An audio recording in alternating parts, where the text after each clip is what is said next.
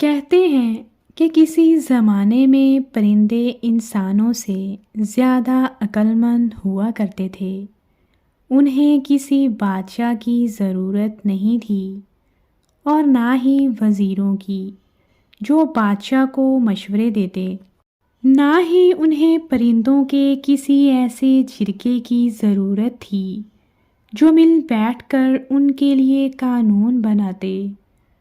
ان دنوں میں جب بھی پرندے اکٹھے ہوتے تو وہ ایک دوسرے سے خوشی خوشی گپیں ہانکتے اور بتاتے کہ کون پیدا ہوا ہے اور کون مر گیا ہے، کون سے پرندے کے بچے یتیم ہو گئے ہیں، اور وہ قوانین بنانے کی بجائے اہم مسائل ایک دوسرے کو بتا دیتے تھے۔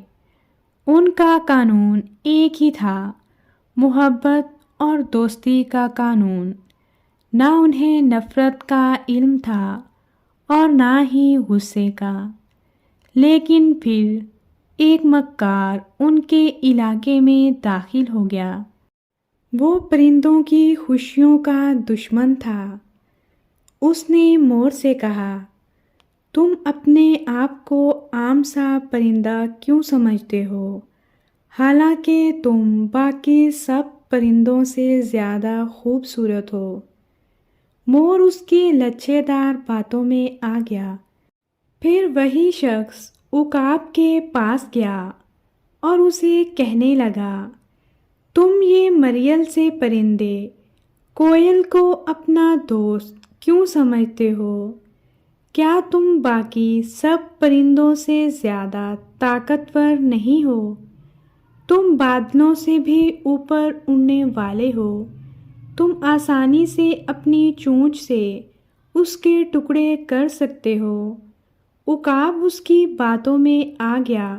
اس طرح آہستہ آہستہ وہ مکار پرندوں کے بیچ دشمنی کے بیج بونے میں کامیاب ہو گیا۔ پرندوں کی پرامن سلطنت جنگ کا میدان بن گئی۔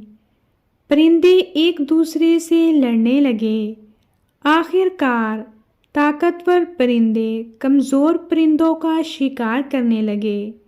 ایک دن ایک چڑیا جو یہ سب دیکھ کر پریشان ہو گئی تھی، اس نے سب پرندوں کو اکٹھا کیا اور کہا کہ ہم سب اس طرح زندگی نہیں گزار سکتے۔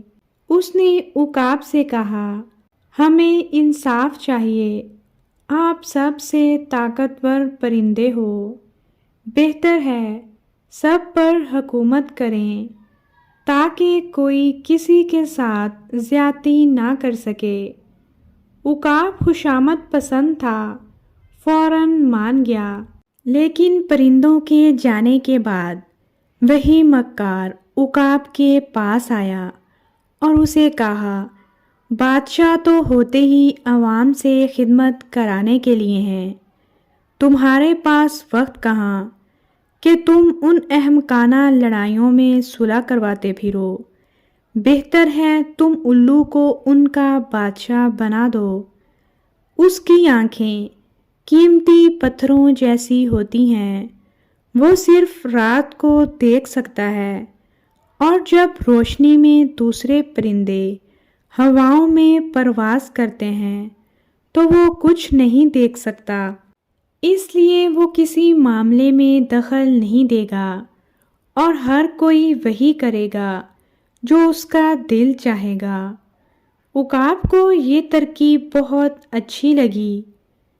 اس نے الو کو پرندوں کا بادشاہ بنا دیا۔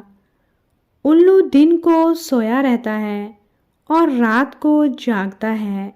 تبھی تو آج تک وہ پرانے امن والے دن پرندوں کی سلطنت میں نہیں لوٹے اور وہ آپس میں لڑتے رہتے ہیں۔